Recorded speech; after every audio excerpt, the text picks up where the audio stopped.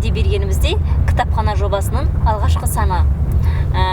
Біздер Шерхан Мұртазаның Ай мен Айша кітабын оқуға бергенбіз, және кеше жұма күні сол жоба Шерхан Мұртазаның Ай мен Айша кітабы бойынша алғашқы жеңімпаз оқырманымызды анықтадық. Ол бізде 10-шы С класс оқушысы Халел Мүсілем. Сәлем. Мүсілем, көңіл күйің қалай? Керемет. Жобаңа ұнады ма? Иә, өте ұнады. Жобаға қалай келдің? Мен осы басында оны әлеуметтік желілерден көргенмін, және сосын менің анам маған қоңырау шалып айтқан, сен осы кітапты оқығансың, сен оған қатыс деп маған сондай совет берген. Жалпы кітап туралы, Ай мен Айша хикаясы туралы оқырмандарымызға таныс болу үшін айтып өтсең, қысқаша.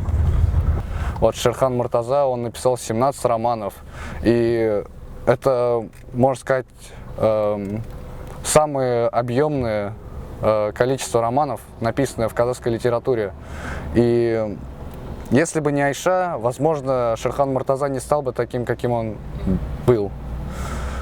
И название книги «Луна и Айша» описывает, здесь имеется в виду, что Луна описывает состояние, душевное состояние Айши.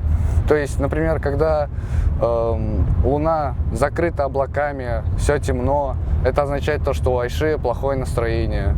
А то, что когда Луна светит ясно, ярко, это означает то, что у Айши хорошее настроение.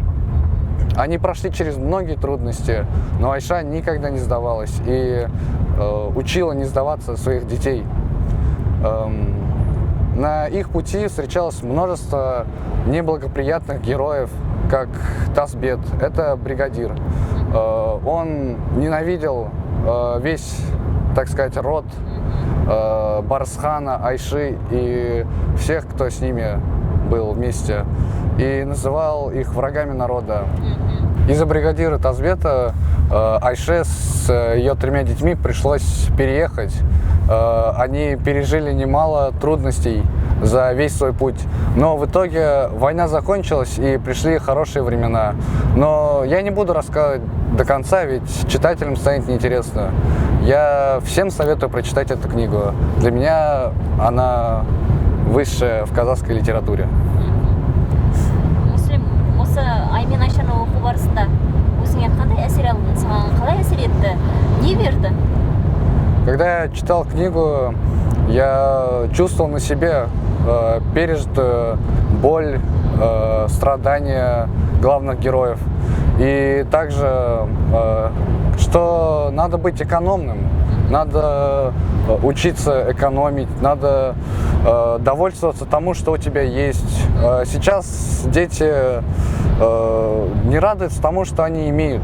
Но если мы взглянем на детей, которые жили в военное время, они радовались даже маленьким кусочкам отрубей, которые они кушали.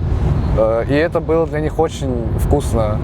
Бізде Мүсілем, бұл 10-шы С класс оқиды, орыс классында оқиды. Мүмкін орысша нұсқасын оқыған шығарсың да? Нет, я читал ее на казахском. Қазақша нұсқасын оқыдың. Да. Керемет. Жалпы кітапхана такси жобасының алғашқы түсірілімі өз жұмысын аяқтады. Назарларыңызға рахмет. Мүсілем, рахмет. Алда оқитын жақсы керемет кітаптарың көп болсын. Рахмет. Сау болыңыз.